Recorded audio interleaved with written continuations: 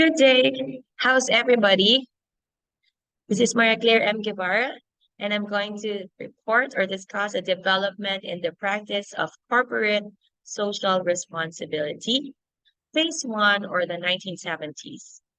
The objectives of this discussion or report is first, to identify the origins in socially responsible investing or SRI.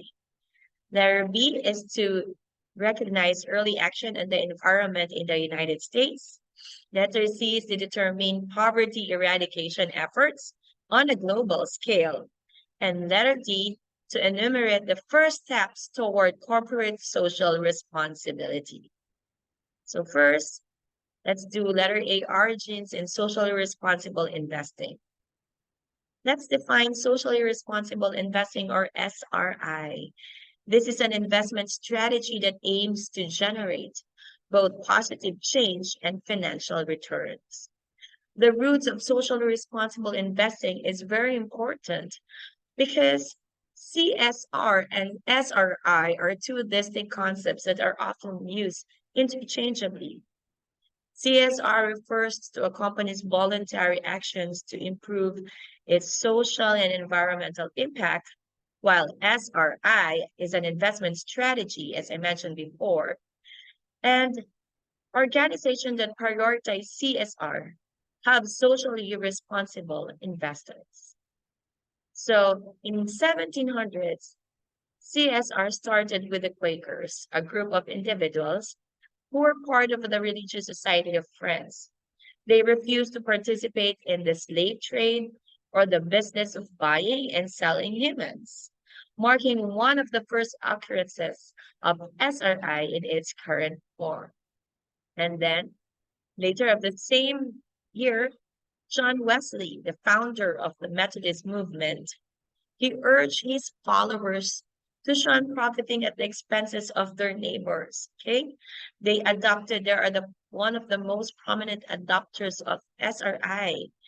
He even informed his congregants to avoid investing in sin industries. Okay, when we say sin industries, or some people, somebody say it's sin stocks. Okay, it's those who earn money through alcohol, tobacco, weapons, or gambling. So this action of John Wesley and his congregants established social investment schemes.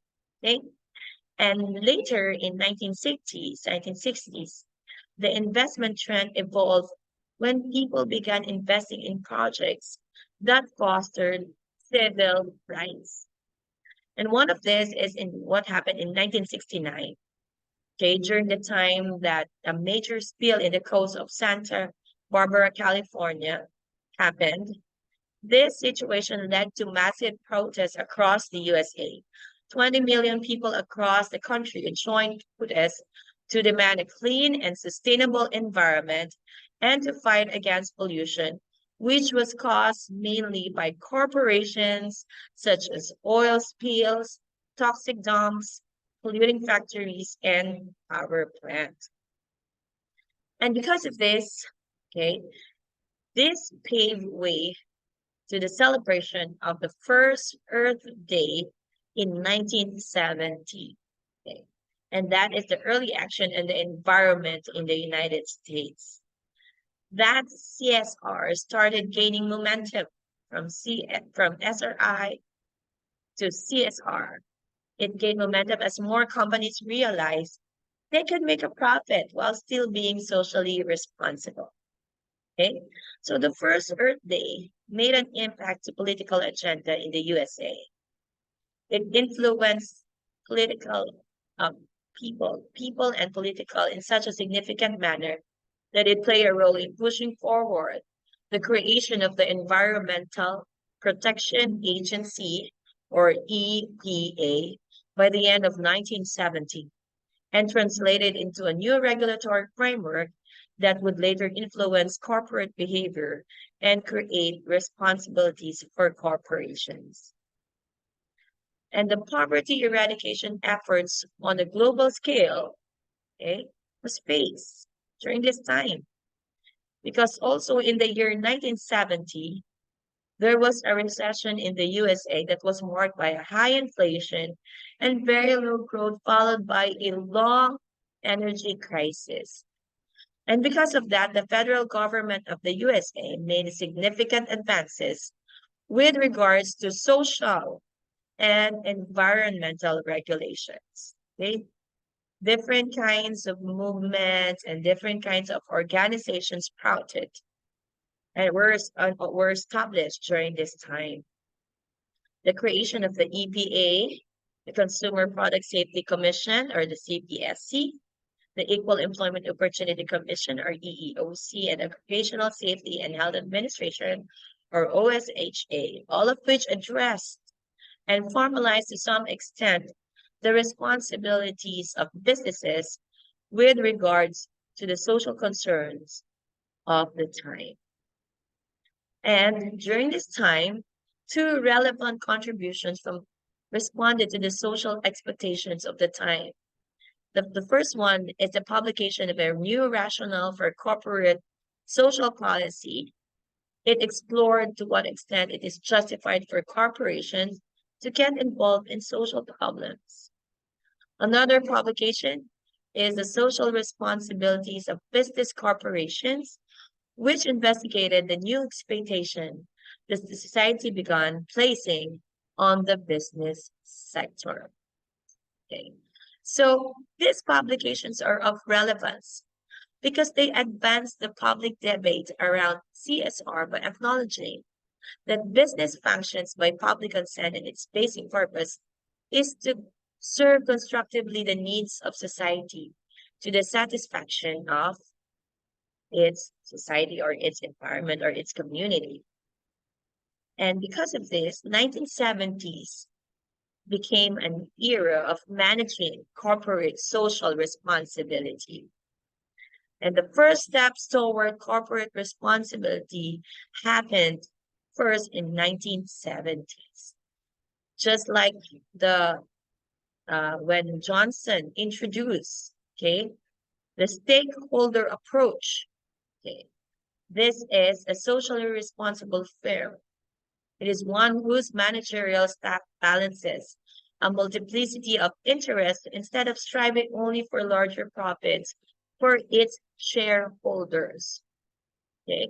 This approach takes into account the interests of employees, suppliers, dealers, local communities, and the nation as a whole.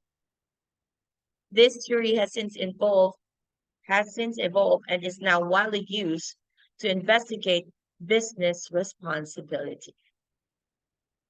And also in 1972, a study led by the Massachusetts Institute of Technology, or MIT, okay, they have this research entitled "The Limits to Growth."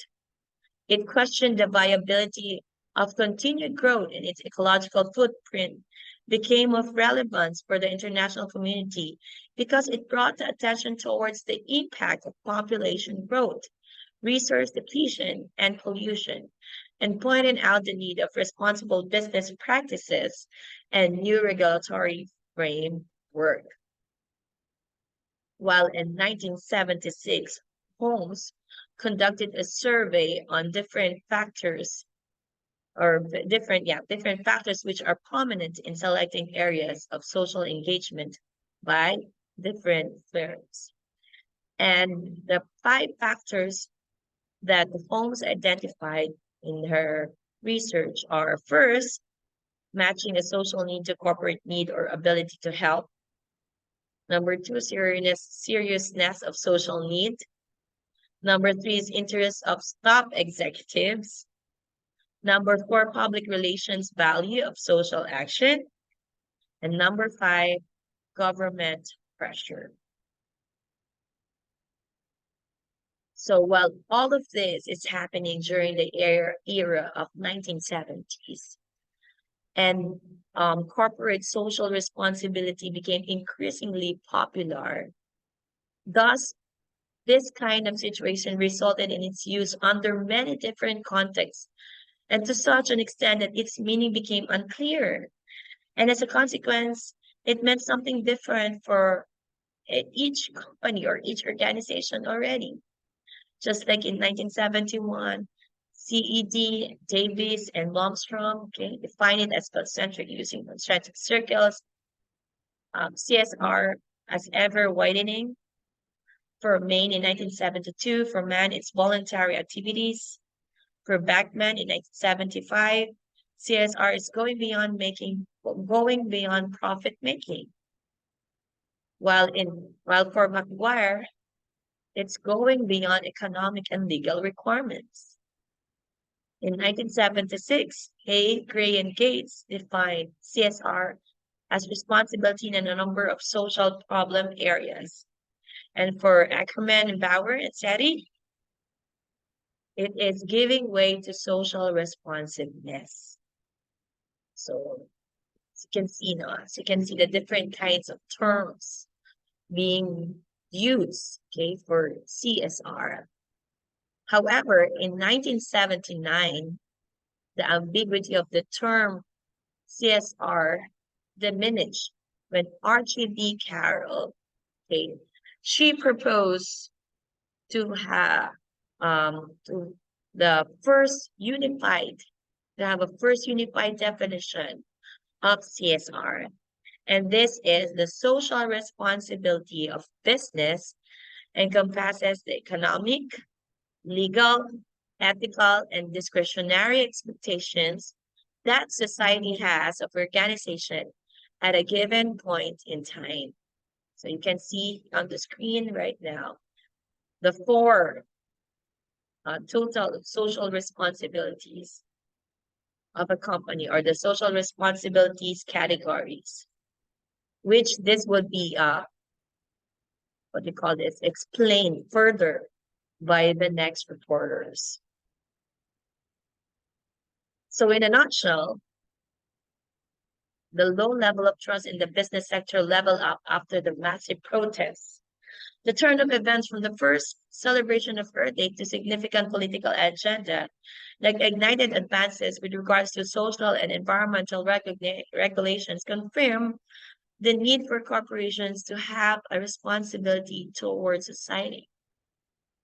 Also, the relevant developments and the essential aspects of CSR in the 1970s was influenced by social movements and new legislations which dealt with environmental aspects as well as product safety and labor rights, which provided companies with an approach that looked into how to comply with their new social responsibilities. And my last conclusion for this report is that CSR was defined and conceptualized in different ways in 1970s. Davis to Carroll. That term suggested that it should give a new orientation on social responsiveness. The societal expectations of corporate behavior during this era have influenced the understanding and definitional construct of CSR and made an impact even up to this. And that's it. And for my discussion questions, first, how is corporate social responsibility related to socially responsible investing? You can relate this, or you can use your own company inside the example for this question. Second one is which among the top 5 factors that have been identified by Holmes in selecting social involvement does your company usually prioritize? And the third one, in what way did the first steps toward corporate social responsibility influence the present practices of CSR? The 1970s saw the creation of some of today's most renowned companies with respect to social responsibility. And it's really good to compare how 1970s still, okay, or to reminisce how the 1970s created an impact to present practices. Thank you very much. I would also like to share to you my references. Again, thank you, everyone. and have a great day.